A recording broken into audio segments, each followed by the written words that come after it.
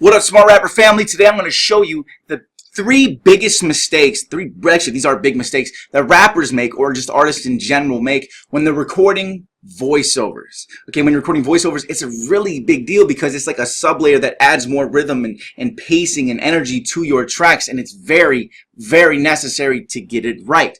Alright, so we're going to go over that today. I'm going to show you this. I already turned up, actually looks like there's automation on this track, so that was not going to follow through.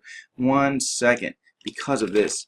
Okay, 1 second. Sorry about that, skis. Alright, so now these should adjust accordingly. So I'm going to turn these up to like 9. Alright, go ahead. This is just so you can hear these. Obviously, these sit in the background. They sit under your vocals and make them pop a little bit. And what is a voiceover? If you don't know, you can see here these. Let me go and mute this beat real quick so you can hear the thing though. So you're going to hear, so this is the main vocal, right? Right, so here's just this by itself. Paul Ball go, right, just for that part of it, okay? Paul Ball go. Right, now you're going to hear this. Now here's what it sounds like with voiceovers. Now the voiceovers are very loud. It's just so you can hear them. Paul Ball go. Paul Ball go. Here, see how it thickens it? Here's without. Paul Ball go.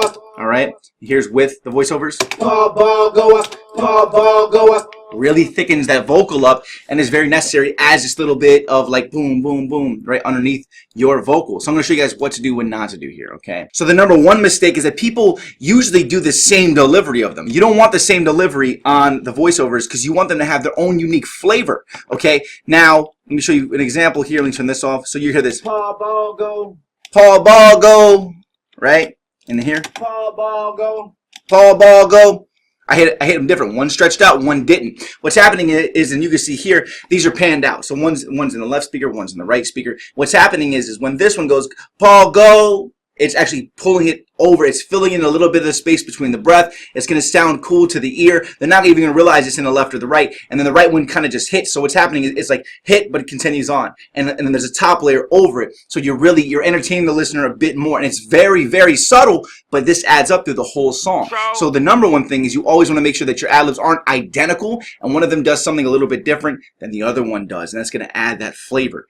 Let's move on. Number two issue is when, and you can see I did it right here as a perfect example, is you don't always want to hit in the same spots. Sometimes you want it to build a little bit, because like we talked about with that little bit of rhythm that you have, well, when you have one, imagine, let's say in this instance, the right speaker is popping a little bit more, it's saying words early, and then suddenly both speakers say it. So it's like over here, it's like, everybody, like it adds this little bit of like crescendo that makes your song go up and down in the background a little bit more, which adds more rhythm to it, okay? Yeah. So you want to make sure that it's not identical the whole way through. You're going to notice sometimes, in parts that I am, but then in certain parts, like here, I only say words here, right? You can see nothing is really identical here. They're said in a little bit of a different way every time. And you'll get used to it. You'll really get used to this stuff. You really, truly will.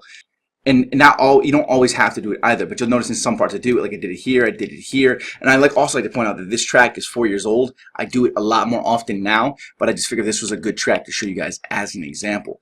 All right, so that's number two. Let me show you the difference here, though. Okay, so you're gonna hear, let me play it without anything. In the crowd like Waldo. I stand up from the crowd like Waldo. I stand up from the crowd like Waldo. Waldo. Oh, sorry, hold on. This is funny. Okay, now you're here. Let me play these backgrounds. Crowd like Waldo. Crowd like Waldo. See how it popped? Crowd like Waldo. Okay, now we'll play all three. Now from the crowd like Waldo. Crowd like Waldo. Let me turn it up because I'm not sure if you can hear. Sorry, I can't get the software to work with Pro Tools to go into the thing. So. Now from the crowd like Waldo. Now here's it just by itself. From the crowd like Waldo. I never take. That's cool, right? And also don't forget, these are way up. These are turned up really loud. From the crowd like Waldo. Right? Now turn these down to like 24 where they were at before. It's very subtle, but it makes it pop. Go, I stand out from the crowd like Waldo. Maybe a little bit up more than that. Let's go at 16. And out from the crowd like Waldo. It adds so much flavor, and it's jumping through the thing. So let me go to the other example here.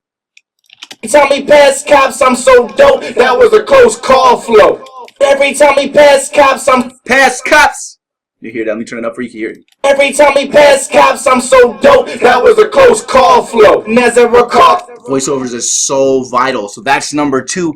Make sure that you have parts where you don't fill it all in. Because I'm sure that I could have did this too. I could have pulled back. Let me see if I even did it here. See, I could have kept these, but then I listened a couple times, like, you know what, nah, you know, it sounds better just with that popping. And you're just going through your options. You could record tons. I could go in here right now and be like, you know what, I don't really like the way this sounds. Like, I mute this because this just pops out more. No, it's the kid with the flawed flow, the raw whoa. Right? It's just like you're testing things and hearing how it sounds, then stopping on it and going back to it later and with a fresh ear and going, does that sound good? Should I add this here? Should this go here? Would this sound better if it goes up like that? And eventually you get used to, yes, I know I like that. Yes, I know I like that. This is how I deliver my vocals, and you get used to it. So that's tip number 2. Make sure that you're trying to add some in different places and they don't match all the way across the board. And mistake number 3 that a lot of people make is, and actually I was just doing it, look at this, okay? So if I play this for you real quick, well, even here, this will probably still be too loud. So this is set way too high.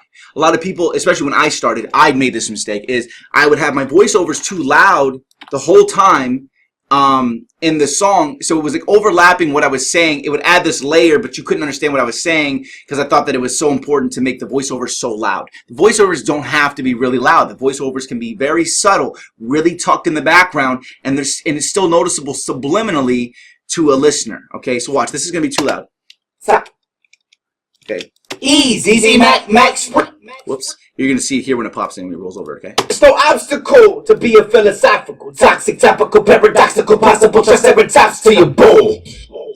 That was way too loud, right? So what we want to do is we want to take it and we want to pull it all the way down to, like we had around 16, probably 18.5 would be solid. You're going to hear the difference of the two, of like why that one was too loud, but add a little bit of flavor if it's tucked in. There's no obstacle to be a philosophical, toxic, topical, paradoxical, possible, triceratops to your bull. Right? Much smoother. So that's another thing. Don't have them sit in there too loud, because this is a good tip. When you first learn about voiceovers, you're like, oh shit, that helps me layer it, that helps it sound better, it covers blemishes in the foreground. No, keep them tucked in the background. You can also pan them, or you can pan them closer, and panning is where it sits in the sound spectrum. So like if I put these right in the middle, you'll hear it'll be a little bit thicker. Toxic, topical, paradoxical, possible, triceratops to your bull. Right? Now let me put it back out to the 100 pan. Toxic, topical, paradoxical, possible, triceratops to your bull. May sound the same to you, but I can hear it in here. It's not as thick, it's thinner, but it sits across the spectrum better when it's panned out. So I have one going all the way to the left, one going all the way to the right. And you can always test and see what your sound is going to be. But those are the 3 big mistakes that people make a lot of the time. So number 1 is people aren't changing the delivery of the actual vocal when they're doing it. You want to make one sound a little bit different from the other one. Maybe you should make the word stretch out a little bit more, or make one tuck in a little bit tighter, or make it say it with a different voice maybe in one of them so it stands out, and you'll get used to that. Number 2 is people make them hit in the same spots instead of having little spots that stand out to really build and add a little bit more flavor. So make sure that you are hitting them in different spots, or you even go in like I showed you guys here and say, you know what, I'm gonna take this out because I feel like this is gonna build to here. And you would typically do that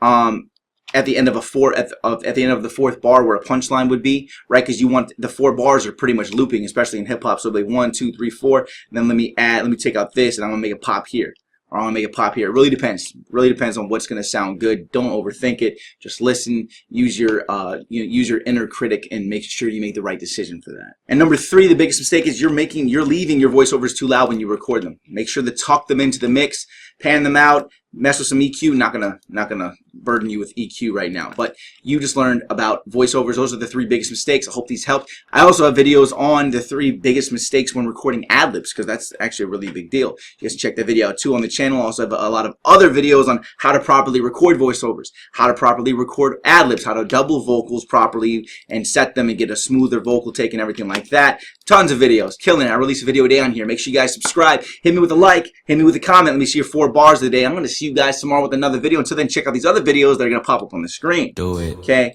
And I'm just going to keep teaching y'all stuff, man. Just stay with me. Stick with me. Y'all going to get smarter and smarter. Make sure to check out one of those other videos so you can keep learning, and make sure you apply this knowledge. Because if you don't apply it, you don't learn it, you don't practice it, you don't retain it, you don't use it, you don't grow. Okay? See y'all tomorrow.